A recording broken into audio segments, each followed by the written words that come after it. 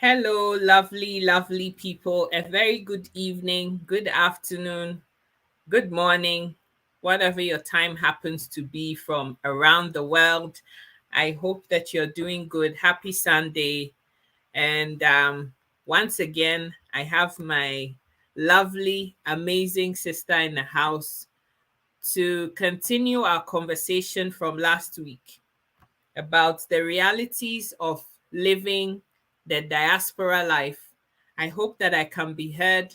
I haven't seen anybody on the video yet. And so if you can hear me and you're here, please say hello so I know that you can hear me and I can give you a very special greeting. Good evening. It's afternoon where we are at.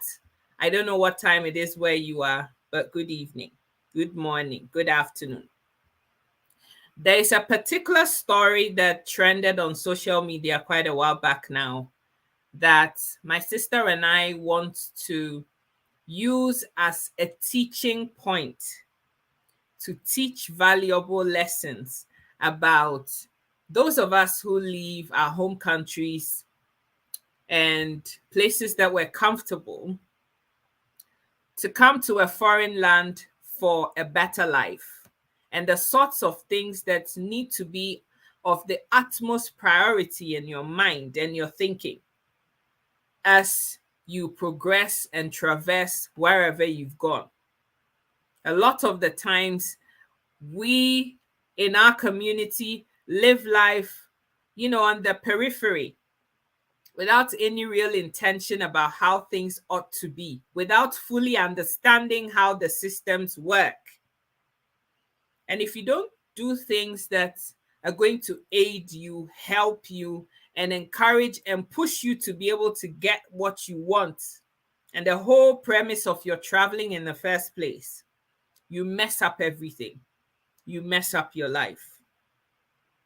So this story is about a man who traveled from his home country and went to live in Europe somewhere. He was married, but he'd left his family back in his home country, and he took the lead to come and settle down and then go back and bring his family after he had fixed himself.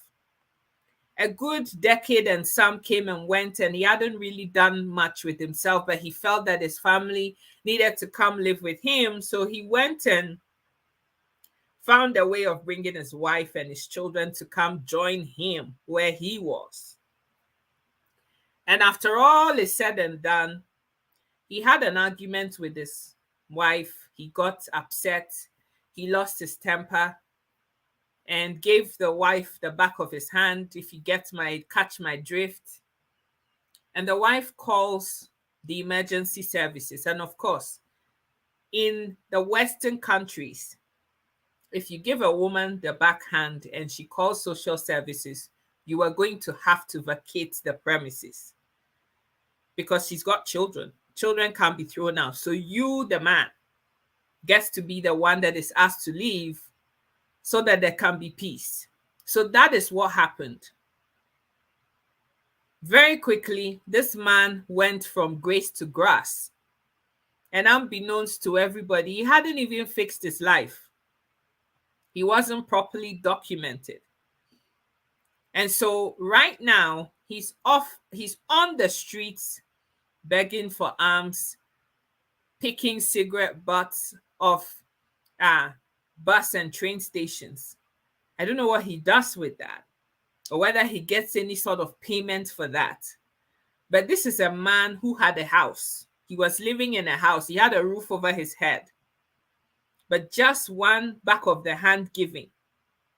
And I'm not saying that to say that it's right that a man or woman gives the other person the back of the hand either. You know my stance on any kind of domestic abuse of any sort. But this thing, that one action, has cost him everything. And this is the advice for both men and women as well, about the things that we need to prioritize when you've left the comfort of your home country to come to a foreign land. And I had my sister Ikuamwa in the house for us to debate and discuss this very story and the valuable lessons that need to be drawn from all of this. And so, my darling Ekwamwa, are you here? Yes, I am here, Sika. Good afternoon to everybody. Good evening, good morning, wherever you are in the world that you're joining us. Please, before we go ahead, can you please share? And if you have not subscribed to Sika's YouTube channel, is Sika Educate, please subscribe. And don't forget, if you're sending money, to use Sika's Tap Tap Send to send money to your loved ones abroad. Okay. So going back to the story, Sika, first thing we want to talk about really is that most of us do come abroad and we come with our dreams in our in our bags.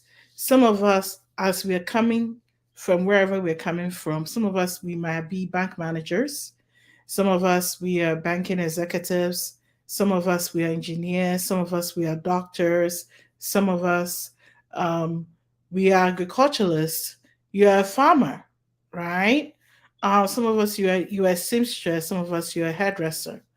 We come and we have our dreams in a bag, and as we carry that dream and we land on, as Nigerians would say in obodoyibo, and Ghanaians would say abrochre, or you've arrived in the west, right? Most of us, we forget the reason why we came abroad.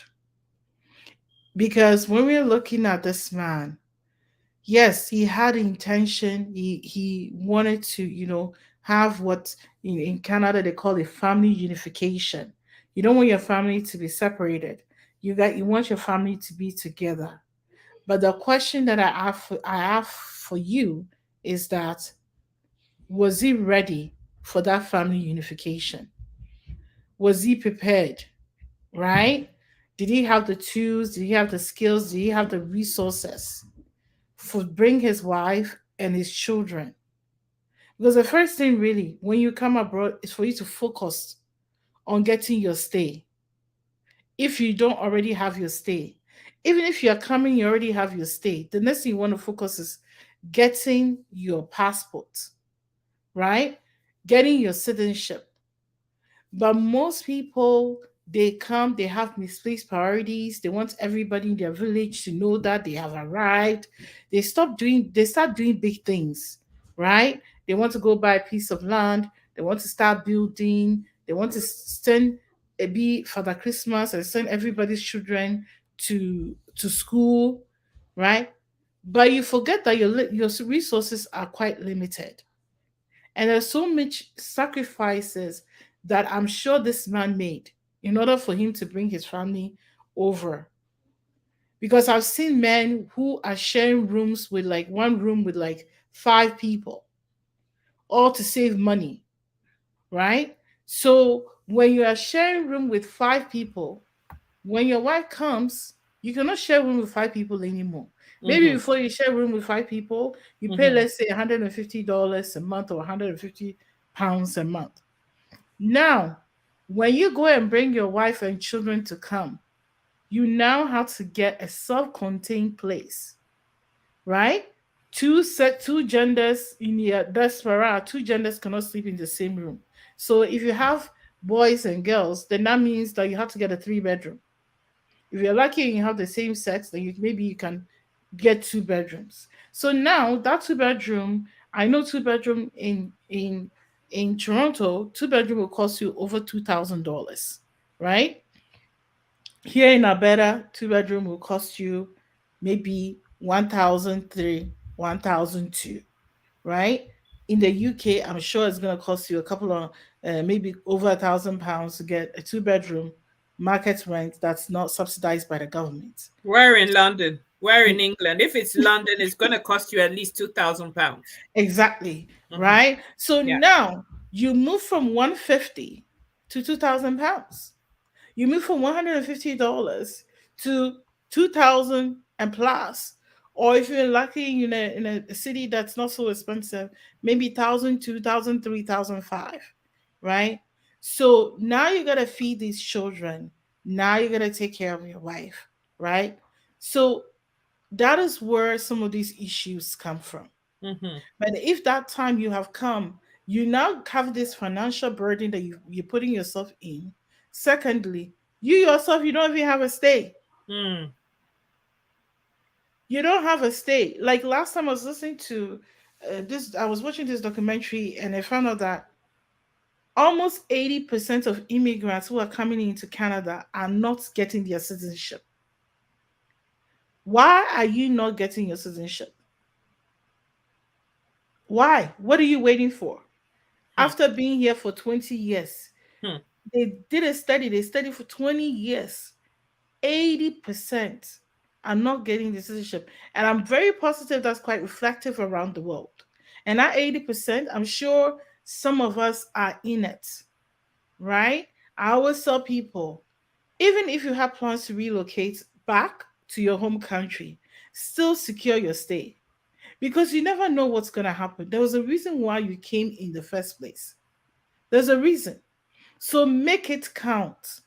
Even if it's not for you, it's for your children and Mm-hmm. for your children's children. You've been Mm-hmm. in Canada for 10 years. You have your permanent residence. Why don't you have your citizenship? What is holding you? Is it the fee? You brought your children to Canada. They were underage when they came. Why have you not applied for citizenship for those children? Hmm. What are you waiting for? Hmm. Maybe you went to Ghana, you had children in Ghana. Why are you not applying for citizenship for those children? Hmm. Or you had them in Nigeria, wherever you had them, outside of Canada, outside of the US. They are considered, because you're a citizen, your children are also considered citizens. What are you waiting for? Because there might be a day that you might not be there for them. There might be a day that you might also need the backing and the support, but that financial support is not going to be there, Mm-hmm. right? If you're Mm-hmm. going to end up, if you're homeless, well, for example, I know for a fact that in Canada, if you don't have permanent residence, you're not going to be able to have access to government assisted housing. No. So if you're like this man that you found yourself on the streets, there will be no government resources for you. Not because the government is wicked, it's because you did not set your priorities right. You don't have your food to eat, but then you want to go and buy food for somebody else. Hmm. So when we have traveled abroad, when we leave the shores and you come here, wherever you land, whether in Europe, whether you will end up in America, wherever you land, your first priority is secure your stay, right? And the second thing that we want to talk about, Sika, we really want to address this, is the finances. Hmm. The finances, right? I've seen stories, many stories, where somebody will you came abroad as a man, and I'm really addressing the men here. Okay, you came abroad as a man. When you came, maybe back home you finished school or you finished secondary school, you either you were trading or you were a bank manager, you had something you're doing. You come abroad, you get your stay. Then you don't do anything to improve your life. You keep on doing hustling and bustling. Then you go and bring your wife from back home because you heard that they are paying nurses make a lot of money. You come and you train, you make sure that whether she likes it or she doesn't like it, to she must go and be trained as a nurse. Why didn't you train yourself as a nurse in if you knew it was a lot of money they can earn? Why must your wife be trained as a nurse? We don't want to do bum wiping. Exactly. You want to get her to go train as a nurse so that she can bring money home, right? Meanwhile, you've forgotten that you yourself, as a man, you too, you are an individual. You also need to upscale yourself. You need to upgrade yourself. You need to self develop yourself. So now you continue to do your hustle and bustle. Now she goes and does this nursing, whereby, especially somewhere when you are doing this living in the US, you go, you sometimes you can make five, some of them $400 a day, $500 a day. She ends up bringing more money home than you. Now, if she bringing more money home than you, And then now you two, you want to start controlling her. When she goes to work, she goes and discuss with her friends. Her friends too, most of them maybe they might be Americans, you know, they'll start telling you, what is she gonna put up with all these things? The next you know, your home is on fire. But how about you yourself? If she can get an education, why don't you also get an education for yourself? So that you guys have financial stability. Financial stability. Because I bet you, Sika, they were arguing about money. That is the only thing that causes problems. Money. And then the thing is that one thing you have to know is that if you bring a woman into the diaspora or you bring a man into the diaspora, when they come, they're also looking around, right? Because they also came with their own agenda. That's right. No matter how much they love you or care Yeah. for you or they Yeah. promise you heaven and hell, they Mm-hmm. also came with their own agenda. They Mm-hmm. also have family members they're looking to help, right? They also have dreams and ambition. And then when they come, they're also going to be looking at the people around. Because if you bring your wife and then you go and hide her in one little hole, and then later on she goes around out and she starts seeing that, oh, maybe I can own a house. I can do this. I can do this. I can do that. If I go to the bank, bank can help me do this. And then you are like, no, no, no, no, no, no. All those things will cause problem. So you yourself, whether you're a woman or you're a man, the first thing you want to do, number one, is secure yourself and get a stay wherever you are. If you have a stay, you want to get your citizenship, then you can bring your family. But before you bring your family, you have to make sure that you have developed yourself enough for you to be able to have enough finances to take care of your family. Because taking care of families comes with responsibilities. It comes with responsibilities. You have to pay rent, you have to pay for internet, cable, telephone, heat, hydro, water. All of those things is financial responsibility that you need to make sure you prepare yourself for. Because if not, it's going to be arguments that might lead to hand hitting, and the hand hitting, somebody might go to jail, somebody might even end up getting deported for it, Mm, right? mm, mm. So there are consequences. You might not be a violent person, but financial stress, financial stress is a very difficult thing, right? So it's important that we really advise ourselves, right? You come here, you know how to drive, get your license. There are some jobs they require you to start you to for you to be able to drive, even though you're not actually driving on the job, but they want you to have a driver's license, right? That is how you improve yourself. And even if you get your driver's license, maybe you might not decide not to go to school or use education. You feel like studying abroad is too much and you're intimidated and all those things. At least if you live in big cities like New York, big cities like London, like Toronto, they're always hiring for transit drivers, and transit driving, it's really good, lucrative money, right? So if you have your license, you have a clean record, that's an opportunity for you, right? You make a good income. Then, if you decide that when your wife comes, you want to her to still go train as a nurse, then sure, she goes and does her thing. She brings her money. You also bring your money. You both have good money. So nobody's eye is on the other person's money. Nobody feeling like the other person is trying to cheat them, right? And in the end, that brings peace. No backpedaling, no backhandling, and then we move forward, right? Because this abroad that we have, some things can happen to you that can trigger you. If you don't take time, you're gonna lose it all, right? You're gonna lose your mind. You're gonna lose your ability to really focus and really to achieve your goals. So, Sika, I'll just pause here for you to interject. Thank you so much, my darling, for everything that you said so far. The thing that I want to add to what you said today.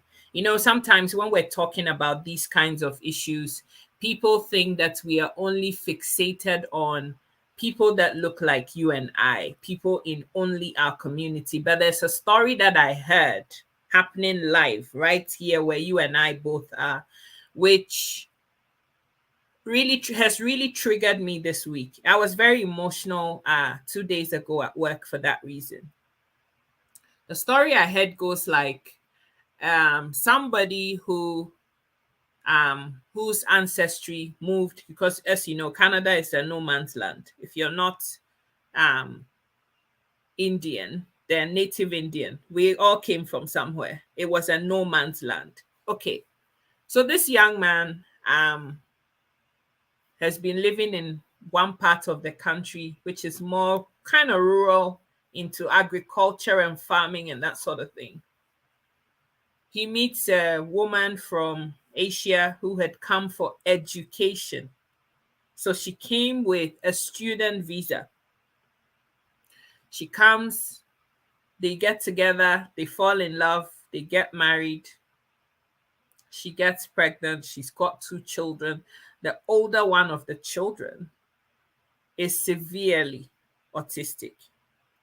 And so they need support to be able to take care of this child.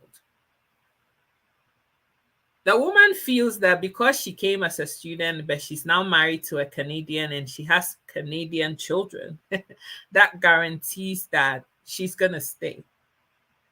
Then, in the mix of everything, COVID hit, and long story short, she got to stay because everything had ground to a halt. But now that everything is said and done, she's been sent back home, regardless of the children, regardless that one of them has and needs 24-hour care. None of that matters.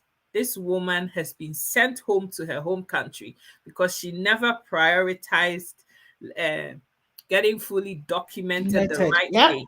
Mm-hmm. So they sent her back. Yep, So they will. this man now has these 2 children, one of whom is severely, like, this kid needs 24-hour care. And she's been sent back. She cannot come back. They've tried to fight it with everything legally and everything. For the next 3 to 5 years, nobody's even looking at her document. So when we're talking about these things and how important it is, both men and women, we're not trying to support one sex over the other. When you arrive in the diaspora, a place that you yourself have been praying, you go for all these all-night service, and this is your number one priority. God, help me. I need the heavens to open. I need a breakthrough. God, please help. Now God has given you the breakthrough, and you're toying away with it. Sometimes it's not even anything so complex that you have to do. But many people take their eyes off the ball. Oh, after all, now I have a green card, so I can do anything. My life is just the same as somebody who is citizen. Who told you that? Who told you that? The fact that you can work legitimately does not make you the same as the citizen of the land. Don't be deceived. If anything happens to you with your permanent residence or your green card, if you commit any crime, God forbid, or you're in the wrong place At the at the right wrong time, you're gone. you're gone. I was so sad. I couldn't believe it that this can still happen. But it happened to this young man. He's only in his 30s. The only way he gets to see his wife is through video conferencing, FaceTime. The law doesn't care that you've had children. The law doesn't care that you're married to. What is your status? What is your status? Why are you here? When we look at you, who are you? That's all that they're thinking about. A lot of people say, oh, how can they use it more? How can they be like this? It's so heartless. Yes, but the law says that you need to be legitimately here, and she wasn't. So she got sent home. Don't let anybody fool you into thinking that being documented is not important. Of course it is, because it opens multiple doors and avenues for you. There is a reason why it's there. So concentrate on the things that matter. And I've always said this to my sister Ikwama. We've talked about this very privately, but I've always said that the people that you surround yourself with initially, when you arrive in the diaspora, make or unmake you. If you don't have forward thinking, good, how do I say, God fearing people around you to give you good advice, because sometimes when you're coming, just your sight alone makes people peeved off. This girl that just came yesterday, this young man that just came yesterday, he thinks that he's better than all of us. You have to also be in the same place that we all were. We all hustled to make it. That is a very evil way of thinking. But if you surround yourself with people like that, you're not going anywhere in a hurry. It is absolutely crucial that you surround yourself with people that are going to elevate and take you to better places. Think about these things and focus on the prize. Focus on the prize. My darling, I'll let you take this one. Yes, it's really good that Sky, you talked about this story, because most of the time, most people think that once they've landed, they've arrived. And in fact, some people don't even want to invest. I find it that it's more about investment, right? Most people don't want to invest the money that it takes, because all these things is not cheap. Mm. You have to pay for application fee. You Mm-hmm. have to pay for your landing fee. You have to pay for a whole lot of different fees, depending on which country you are in, right? And most of the time, people neglect all those things. They neglect to prepare themselves, right? Save the money that is required. And then they follow after vain and unimportant things. Somebody, the moment they come arrive abroad, they see other people going clubbing, they follow suit. You don't get paper. Why you the club? You don't get paper. Why you don't jump from one party to another party? What is your priorities? And drinking and driving. And then you are drinking and driving. Like so much things. You were driving without valid driver's license. So much things. I know these people who these things have happened to, right? If you are also you're not properly documented. Don't stay in places that are violent. I know someone many years ago, this story happened. This man he did not have his stay. And then where he was, something broke out in the apartment building. Now the police all showed up. Everybody, oh yeah, we want IDs. This is how this man was carried back to Ghana, right? So prioritize your stay, regardless of the changes that comes within your life. Whether you, in this case, she had a child, right? If you cannot do it, find the money, give it to a lawyer, right? And when you give it to a lawyer, don't leave the lawyer, because like if you leave your stuff with the lawyer also has other responsibilities, and so many things they're doing. So it's your responsibility to check, follow up. If it's online, go in, check online to see the status of your application, see what they're saying. Make sure you document all the dates that the government is expecting you to show up. And above all, don't listen to the naysayers. So many naysayers that will tell you if you go, they will deport you. If you go, they will do this. If you do this, they will do that. Follow the rules and the laws of the land. If you don't know, you can always Google it. If you are not illiterate enough to Google it, ask somebody else who know. Say, my sister, I see how your English is really good. You speak proper grammar. Can you help me? Right? I want to understand. Don't be afraid to ask questions. Don't be afraid to share that your problem. Don't keep it to yourself. Don't hide it. Because in the end, I'm not saying share with every Tom, Dick, and Harry you see on the street. No. But pay attention, be observant around you. Who am I in this place that has I do I seem that a person is capable of helping me, mm, right? mm, Prioritize your stay, prioritize your citizenship, mm, prioritize your citizenship. mm, Because I really like to get, one of the things I realized, especially in UK, most mm. people don't like to get their British book. Terrible. Why are you not getting it? Hmm. Because they have to sit a test. And you know me, this test, I don't think I can write it. I don't think I can do it. Why? Because if you're doing this, you're doing it for your, not only for yourself. Like this lady, now she's left her children Mm, that really needs tender care. mm, When you are getting the citizenship is not for you, it's for your children and your children's children. It's for the generation after you. So if you love your seed and your next generation, get your citizenship in your country of stay. And even all the benefit that comes with being a citizen, it's so much. Most of us, we can even the passport that you are busy holding on to, it doesn't come with any benefits, but yet you are proud enough to go and line up to go and get it.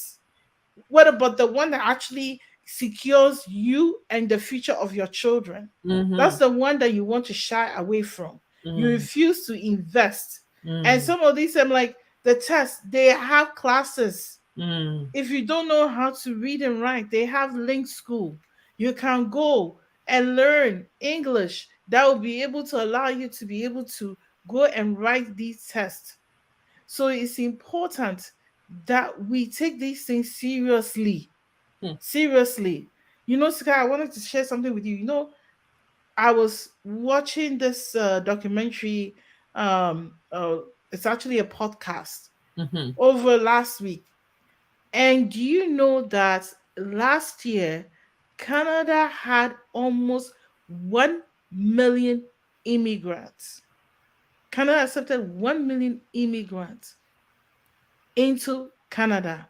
And out of it, 25%, almost 25% came from India. mm-hmm. Why? And the rest, second in line, China. Mm-hmm. And then the other one came from Afghanistan. Mm-hmm. Why are they coming from India and China? Mm-hmm. They are prioritizing education in science, Mm-hmm. math, and technology.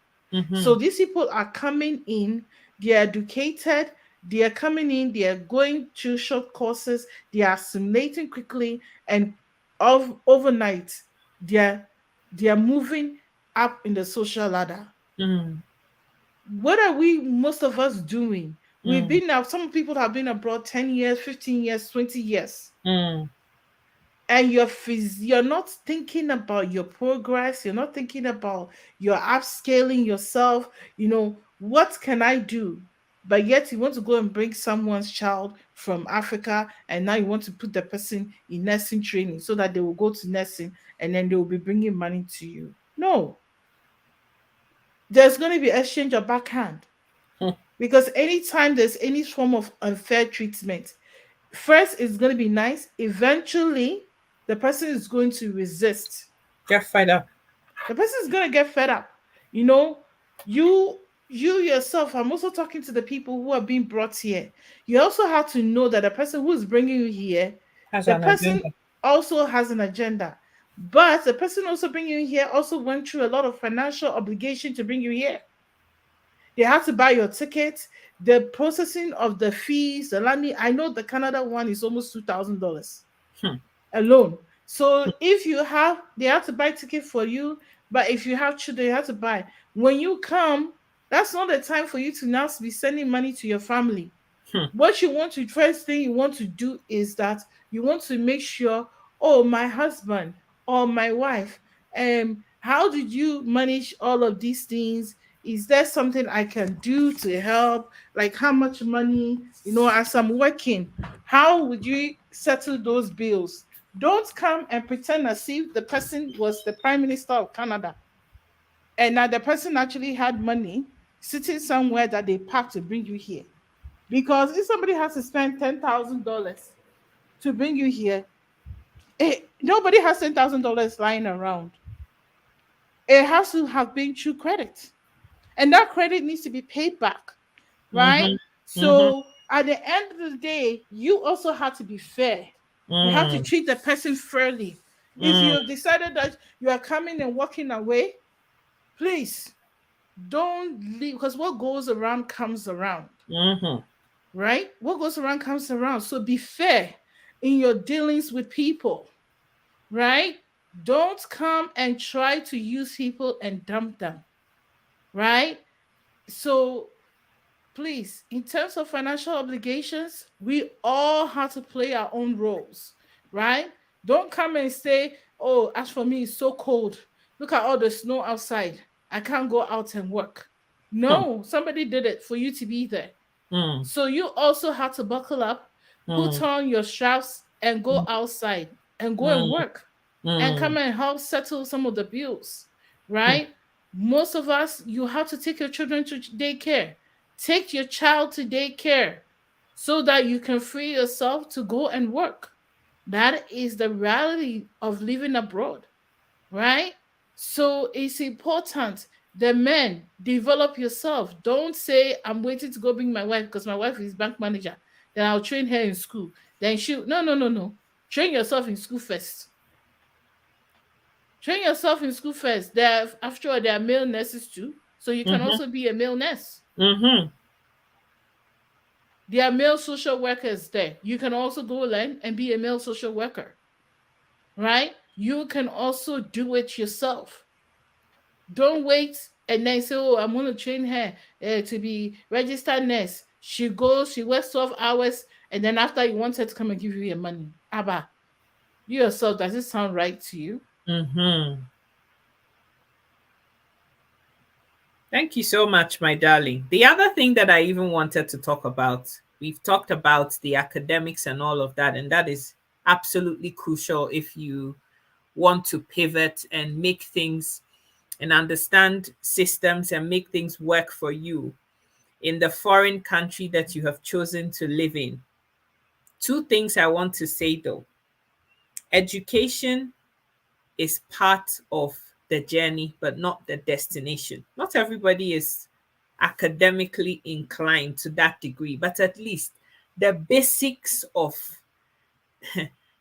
education, the basic tools that you need, be able to add and subtract, multiply and divide, and be able to speak fluently that people can actually understand, communicate. Important. You might be entrepreneurial and you've left your home country because there are no opportunities for you to shine.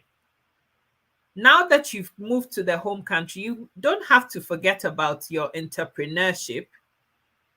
There's so many people that have come from Ghana, for example, to a foreign land. They started off doing some of these things that my sister was talking about, but they never forgot about the entrepreneurship that they want to do. Some of them own shops that we all go and buy things from, because whether you like it or not, as Africans, as Asians, as whatever, we all want to still be able to have access to some of the things that we can eat and wear and all of that in our home countries. And people are still able to do all of these things in the foreign countries. But the only way that you can access these things is if you understand in the first place how the system works. Who do you go speak to about opportunities to borrow money? If you go stand in a bank and you can't even express yourself in English, who is going to understand you? Mm, mm, mm, mm. Who's going to understand what you want? Right? Who is going to understand you? And then if you're unfortunate and the person who is leading you, because you can't fully express yourself and that person has a bad mind, that person could be your own husband. Bahosbio, bahobio. It can be your own husband or wife, because he's seen that you can't see, you are blind. So, of course, as humans, most people with evil intentions will capitalize on your point of weakness and use that as a weapon against you. There is nothing like being able to see what is inside the pot of a soup yourself, rather than ask somebody else to stir it for you and see what is in there and come report it to you. If there's 10 pieces of meat, they'll divide, take their own that they want to eat out of it, and come tell you there's 6 or 5 in there. There's nothing like you knowing it for yourself and understanding it for yourself and asking the relevant questions. The second point I wanted to raise, and I think we talked about this last week, is that need to understand and be able to communicate in the foreign language of the country that you've chosen to go and live in. You live in Germany, you can't speak a word of German to save your life. How do you know what's happening? You live in Italy, you don't speak a word of Italian to save your life. Like, before anything can start for you, they want you to understand and speak the language. So if you're choosing to go live in these kinds of places, and you're always going to be relying on somebody else to tell you what is the truth from what is not, my darling, you will be waiting a very long time. But whatever you choose to do, understand that being documented is like, there's no room for negotiation on that one. Because your life has not started until you have that thing. If you don't believe me, ask the people that went through all kinds of things in order to leave their home countries to come and live in a foreign land. Ask them. You can't even go out freely. You're always looking over your shoulder, because tomorrow might be the day that, how many people go to work, and let's say you're working in a construction site or in Amazon warehouse or something, and then something happens, and for some reason the police come to do background check, and now your heart is in your belly, because you're thinking, as soon as you see a police officer dressed, you think they're coming for you. What kind of life is that? Seize the opportunities. Ask the relevant questions. And sometimes don't be too trusting of the people that speak the same language and look like you, because they're the very same people who stab you in the back, who go tell whoever needs to know that, oh, you never guess what, Ekwamwa is not documented. Oh, you never guess what, I even used to work with Anne-Marie and she's not documented. The same people. So there is nothing more important than being able to understand what is happening where you are. We don't take the trouble to understand the system for ourselves. We buy into the lies from the pit of hell that some people are telling you, half truths, without asking questions. Hey, as for me, I'm afraid. Oh, I don't want any trouble. I don't want anything. So this is what this person says. What do they know? What do they know? The person giving you the advice, look at the person. What does he or she know to be giving you advice about something? They don't work for the immigration. Go and ask the relevant questions. Look at this woman. I'm sure she was listening to her friends in her community. Oh, once you marry somebody who is a local and you know is a native of the land and you have children, oh, it's a done deal. They still sent her home. Regardless of her situation, the fact that she had children that needed help, they still sent her home. Their kids are Canadian, so they are still here, but she's not. So she's gone. I'm begging you, I can't begin to say this enough. Understand where you're living, the systems that are working there, and see how best you can fit yourself in that system and make it work for you. My darling, let's wrap this one up. Yes, understanding the system and how it works for you is that's the most crucial thing. Even if once you get your stay, that is the other thing as well. I know, Sika, you brought up the fact that not all of us can get an education, but you know what? You can go learn carpentry. Mm-hmm. You can go learn electrician. You can be a welder, right? They don't require you to write good English as long as you can express yourself. In fact, right now in Nova Scotia, they are paying for people who are electricians, um, who are carpenters, people pretty much who are skilled trades. They call them skilled trades here, plumbers and all those things.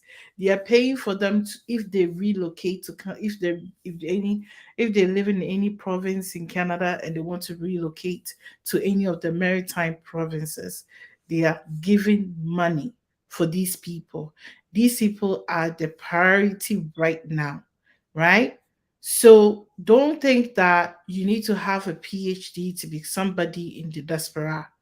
Your carpenter, you know, your seamstress, all those little things, as Sika mentioned, having a store, an African store where you can buy, bring goods and sell them. All of those things are things that you can do to secure yourself financially, right? Don't go and do 350 jobs, two jobs, three jobs. Instead of doing three, four jobs, sit down, reassess yourself. My first priority is for me to get my stay. My second priority is for me to be financially secure. What can I do? Most people want to wait till maybe they get landed sometime before they go to school or anything. You can still go to school. You just take courses part time. And especially these handwork stuff, those ones, the courses are cheap. They're not as expensive as those of us that want to go carry, multiple degrees and stuff, right? So don't sell yourself short. And talking about the people you listen to, one of the things you have to know is that there are people, a lot of people came to the West in the 70s, in the 80s, and in the 90s, and some even as early as 2000. And because they had such intimidation of how to express themselves, some of them were very highly educated in back home, that they migrated here.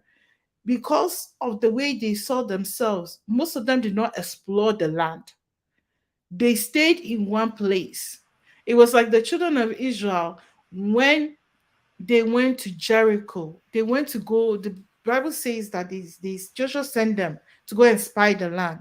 Some came and they came with horror story. Some also came and they say that what Joshua and Caleb, they came with a different attitude than the rest. The rest said, "Oh, they were giants, big, big, big, huge giants on the land." You should know there's always going to be those kind of people. And unfortunately, there's actually a lot of those people in our community who have Mm-hmm. been here 30, 40, 50 years, right? And they still have not been able to unravel the system because they never asked the right questions. They always thought that the giants of the land was going to consume them. And the sad thing is that some of them might be passing this knowledge on to Yes. their children that were born here, to the point that their children too don't know how to break themselves free. So if you are coming here, it's important that as you are listening, you have to make sure that, am I also working with have I met the Calebs? Have I met the Joshuas? What are the kind of people? Or I met the people who were screaming the Soma giants, right? But yet, when we really listen to the story and we read it on, the Bible said all they had to do was go around the walls of Jericho, what? Mm. 7 times with a shout, in order Mm. for them to take what? Possession. Over possessions of Jericho, right? So these are the things that we have to ask ourselves. Most people keep saying, "Oh, you become a nurse, you make money." Do you know most immigrants were the most differential. We were disenfranchised during the pandemic because most of us were out there on the front lines working, sacrificing our lives and our children. Our children now, they are behind in school because we were not home. The people who were considered, who had jobs that allowed them to be at home, to sit with their children, to watch them, make sure their children were actually online, Mm. right? They were the ones. Did you ever sit down and talk to yourself, whether if you're listening to me, right? Have you ever sat down and talked to yourself that this pandemic, what has it taught me? Mm. If I had to leave my children at home for them to miss their online school because I was so tired that I couldn't sit down with them, or I had to leave and go to work and work 24/7 and leave my children at home, is this the right thing for me? Mm. The people who were staying at home with their children and working from home, how can I divert my knowledge and become like them? There is nothing wrong with wanting more for yourself and your children. That, in fact, that should be your priority, right? And I believe that if our brother, he had worked with his wife and the two of them had worked together instead of against each other, you know, how am I also going to get my stay, right? He will not end up on the streets. I'm not saying that this would be the best choice for him, but sometimes we have to move ourselves from a place where we are not, we don't allow ourselves to be easily victimized Mm. and easily manipulated or Mm-hmm. easily be at a disadvantage, right? Correct. We Yes. have to make sure. I always say that, the Bible says we should be what? We should be wise as a serpent, but harmless like a dove. The Mm-hmm. serpent is very wise. Don't do things because you want to please people, right? You are not financially secure in the diaspora. Don't go and carry children and wife as a responsibility. When she comes, they have to fix their hair, they have to wear clothes, they have to eat. Does your job allow you to cater for all of these things? And on Mm-hmm. top of it, you don't have stay. Two Mm-hmm. trouble, one God, Mm-hmm. right? So let's live in wisdom. If you want to travel abroad, please learn a skill, regardless of your education level. You can go and learn plumbing, you can go and learn mechanic work, you know, all of those things are available for you. Please, if you want to travel abroad, don't go to Legon or University of Lagos and go learn English or political science. Go and learn, instead of doing that, you might as well go and learn welding, you know, go and learn handwork, go and learn construction. You can, if you live in abroad, you don't know, you don't want to go to school, you can go and learn drywall. You drywall, anybody can do drywall. There's so much things you can learn. Don't sell yourself short. Don't think you are inadequate. And please don't say because I had to send money back home. Do you know that if you stop sending money back home, or God forbid something happened to you, those people back home, they will still survive. Oh. Hmm. So you can always make that self-sacrifice and say, I am sacrificing this first year, 2 years, 3 years that I'm abroad to develop myself very well, make sure that I have a job that will earn me good income. If I don't know how to write, there's free school for me to go. I can go to work during the day. In the evening, I can commit some time to go and learn all of these things. Don't make excuses. Don't sell yourself short. Don't sacrifice your next generation, which is your seed, for today, for the gain, just for you to have satisfaction today. Because the realities of abroad, you have the possibility of being homeless. You have the possibility of, getting a sickness, an ailment that will prevent you from earning a living. So it's important that we think about all the things that will help us to succeed. Oh, oof. Think about these things that my sister has talked about. I'm not going to add anything else to what she said. A word to the wise is enough. There's no point in going on and on about this. I wanted this word to be succinct, to be as brief as possible, but as plain as possible, so that we can all consume this very simple advice and understand that when you are given opportunities, you need to maximize those opportunities in order to have the best out of the said thing. Don't come to the foreign country and forget about why you're here and focusing on the things that matter first.